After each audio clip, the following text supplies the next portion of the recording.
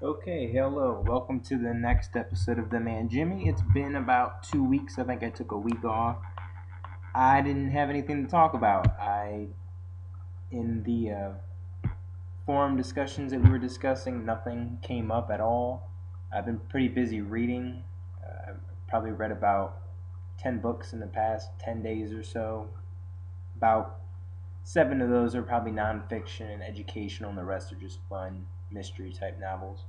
But I recently read The Palladium of Justice, and then I read Essay on the Trial by Jury a while back, but I finally learned who this guy is, the Spooner guy, when I was reading a book about Abraham Lincoln and the truth and the myth of Abraham Lincoln, etc. And I like this guy, the Spooner guy. I've added a lot of books. They're free here on Amazon. It's a great deal. He seems to be the Ron Paul of the 19th century, which is pretty cool. But it's also bad because it just shows that it really is pointless. It's good to be informed and to be able to speak intelligently, I guess, about certain issues, but it doesn't really help because it didn't seem to do much then, and it's not doing much now. But at least we're trying, I suppose. And basically, he just talked about the trial by jury, and I'm going to read a few quotes from the book. It's an excellent book, just basically arguing that it's very important for our democracy and for to fight oppression by the government to have a jury system that's composed of just normal people out in the community, and they all decide on their own without being told what to do or what the rules are or being instructed on what the rule is by the judge, which is what they do today, and that the jury would then decide whether the person or the individual is guilty or not guilty. A good quote is, "In criminal cases, it is not only the right and duty of juries to judge what are the facts, what is the law, and what was the moral intent of the accused, but that it is also their right and their primary and paramount duty to judge of the justice of the law and to hold all laws invalid that are, in their opinion, unjust or oppressive, and all persons guiltless in violating or resisting the execution of such laws." Another great quote, and this will be the final quote from this story, is, "If the jury have no right to judge of the justice of a law of the government, they plainly can do nothing to protect the people against the oppressions of the government, for there are no oppressions which the government may not authorize by law." And I felt these two quotes were useful especially after reading The Palladium of Justice, which is a really short book, definitely worth getting at the library. It's only 100 pages. It should go real fast. And in it, the author just basically gives a brief history about the trial of jury and how it works. And basically how it was created in the 14th century and in Britain. And then it evolved to a point in the 16th century where there were 12 members of the jury, and they decided cases, and they had the power to decide on their own. They didn't have to listen to the judge. They could just say, "Hey, you know what? We listened to the evidence. We're going to find this guy guilty, put him in jail, or not guilty." And they could do that. There weren't any rules of evidence like what they have today, where, like Spooner was worried about, was that the government can use these rules and laws to force juries to have to follow that rule, even though they think it's not applicable or it's not even constitutional. A lot of jury instructions, they'll try to define what a law is, but that law is it's usually something that's judge made, or it's the judge's or case law's interpretation of what that law means. So it's not even the law. It's just judges saying what it is. Or it's nine justices, nine judges in a land of 300 million who are telling everyone else what is constitutional, like 12 people in one case can't determine what's constitutional or not. And what I thought was useful in this book was he wasn't very political. He just gave a straight history, and he mentioned this clause here in the good old United States Constitution, which I'm going to read more often because it's very important. but I don't remember this section. But it's in Article 3, Section 2, and it states, the trial of all crimes, except in cases of impeachment, shall be by jury. So the trial of all crimes shall be by jury.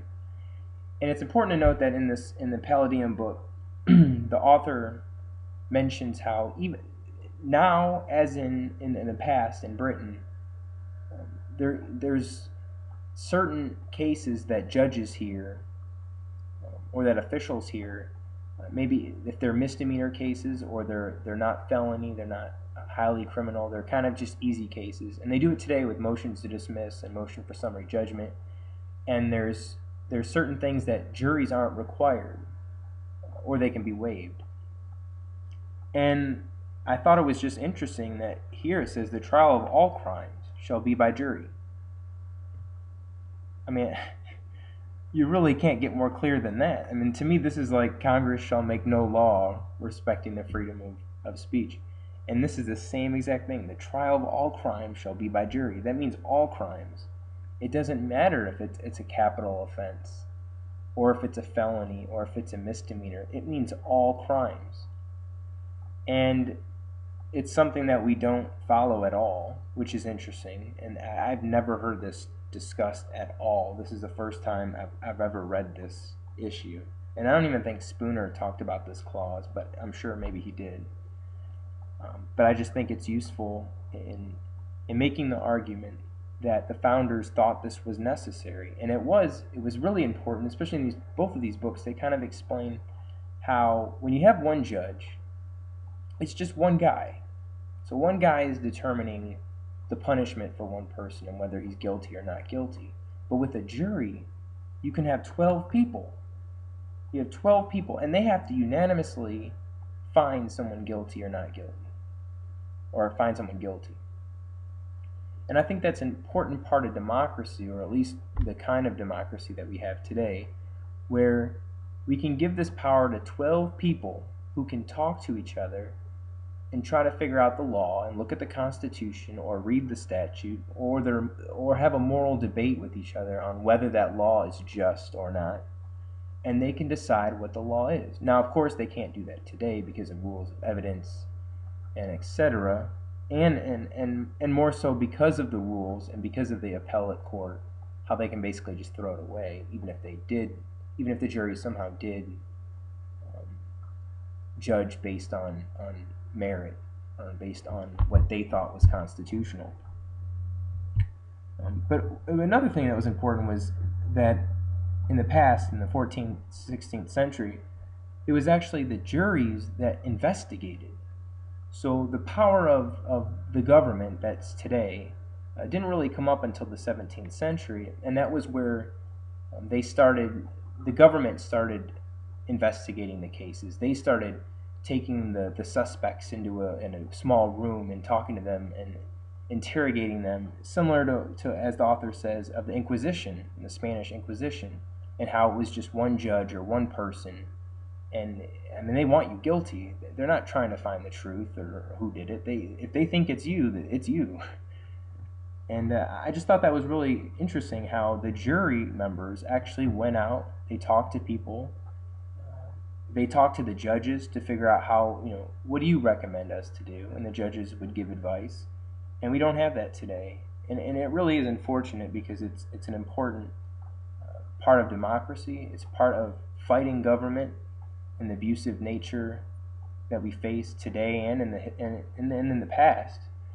Spooner was a dissent. I mean, this was a radical. This is a Ron Paul, or a supposed radical. And this isn't just today. So when we think of these issues, it's not today. It's applicable 100 years ago, and it's applicable hundreds of years ago, if not thousands. I would love to read about trials and how court systems worked 3,000 years ago, and that's on my list of things to do. But for today, just to keep the show today short, because that's my goal for the next episodes, I just wanted to discuss the jury and the trial by jury, and I guess the question of the week would be actually two questions. Is one, I mean, what do you think about this clause that's in the article of the United States Constitution, specifically saying the trial of all crimes shall be by jury? And what does that mean when we don't follow it? I mean, what's the again? We don't follow the First Amendment, and we don't seem to follow this, or should we follow it? Or does it make sense, we only have a certain amount of time, we only have a certain amount of resources, maybe we can't focus on all these issues, so we should have motions to dismiss, we should be able to just say, hey judge, you determine what it is, and then the appellate court will hopefully figure it out? Or should we have a trial by jury for all cases? And I just thought that it's an important question that we should all ask. That is the episode of the day. Next week I think I'm going to try to have music. I thought that would be fun as like an intro and outro, so it can be kind of cool. But that's basically it, and thank you. Have a lovely week.